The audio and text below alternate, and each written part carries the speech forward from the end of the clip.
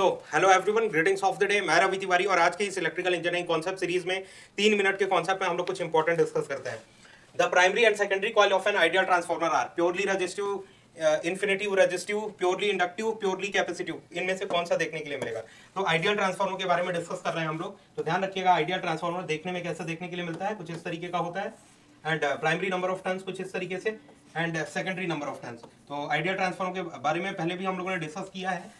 तो यहाँ पे किसी भी तरीके का कोई बाइंडिंग रेजिस्टेंस या लीकेज रिएक्टेंस होता है क्या? नहीं, क्योंकि यहाँ से जितनी भी फ्लक्स प्रोड्यूस हो रही है वो सारी की सारी flux confined to the core होती है ना, क्योंकि परमिएबिलिटी ऑफ मैग्नेटिक मटेरियल क्या होता है?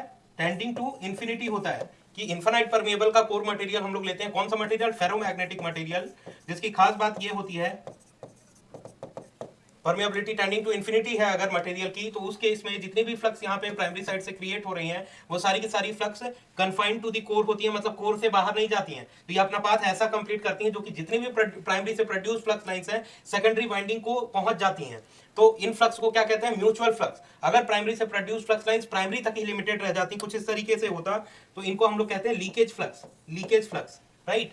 तो ऐसा तो हो नहीं रहा है क्योंकि परमिएबिलिटी टेंडिंग टू इंफिनिटी है, तो जितनी भी फ्लक्स यहां से क्रिएट हो रही है कन्फाइंड टू द कोर है और सेकेंडरी वाइंडिंग तक पहुंच जा रही है, तो इसको हम लोग म्यूचुअल फ्लक्स कहते हैं। तो म्यूचुअल फ्लक्स का ही फॉर्मेशन देखने के लिए मिलता है, इसीलिए इसके इक्विवेलेंट सर्किट में कुछ इस तरीके से हम लोग म्यूचुअल फ्लक्स के थ्रू इंडिकेट करते हैं, म्यूचुअल इंडक्टेंस के थ्रू इंडिकेट करते हैं कुछ इस तरीके से, राइट? यहाँ पे आइडियल ट्रांसफार्मर में कोई भी वाइंडिंग रेजिस्टेंस या लीकेज रिएक्टेंस होगा क्या? क्योंकि लीकेज फ्लक्स आइडियल ट्रांसफार्मर में नहीं होती है, इसीलिए एक्सएल की वैल्यू नहीं होती है। यहाँ पे एक्सएल की वैल्यू आइडियल ट्रांसफार्मर में 0।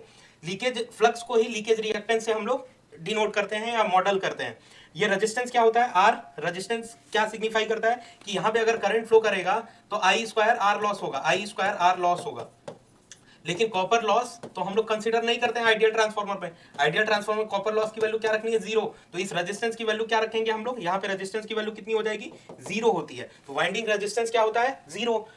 और लीकेज रिएक्टेंस क्या होगा? 0 होता है आइडियल ट्रांसफार्मर। केवल और केवल दो इंडक्टिव कॉइल्स होती हैं। तो primary and secondary coil of ideal transformer purely resistive होगा क्या? रेजिस्टेंस नहीं होगा, क्योंकि कॉपर लॉस क्या होता है? 0। इन्फिनिटिव रेजिस्टिव होगा क्या? नहीं। प्योरली इंडक्टिव होगा क्या? हाँ, बिल्कुल प्योरली इंडक्टिव होगा। कैपेसिटेंस का तो कोई फॉर्मेशन ही नहीं देखने के लिए मिलता है। तो therefore option third is correct, option C is correct. Purely inductive होगा primary and secondary coil of ideal transformer, purely inductive देखने के लिए मिलेगा। और ये इंडक्टेंस किसके कारण है? म्यूचुअल इंडक्टेंस के कारण, कि प्राइमरी का जो फ्लक्स है वो सेकेंडरी को रीच कर जा रहा है, सेकेंडरी का जो फ्लक्स है वो प्राइमरी को रीच कर जा रहा है, इजंट इट? तो म्यूचुअल इंडक्टेंस का फॉर्मेशन हो रहा है, किसी तरीके का कोई लीकेज रिएक्टेंस का फॉर्मेशन नहीं हो रहा है, तो प्योरली इंडक्टिव नेचर देखने के लिए मिलेगा। यहाँ वाइंडिंग रेजिस्टेंस और लीकेज रिएक्टेंस नहीं होते हैं आइडियल ट्रांसफार्मर में। तो इंपॉर्टेंट कॉन्सेप्ट था, आशा करते हैं आपको समझ में आया होगा। ऐसे ही और भी कॉन्सेप्ट के लिए सीरीज में बने रहिए। Thank you.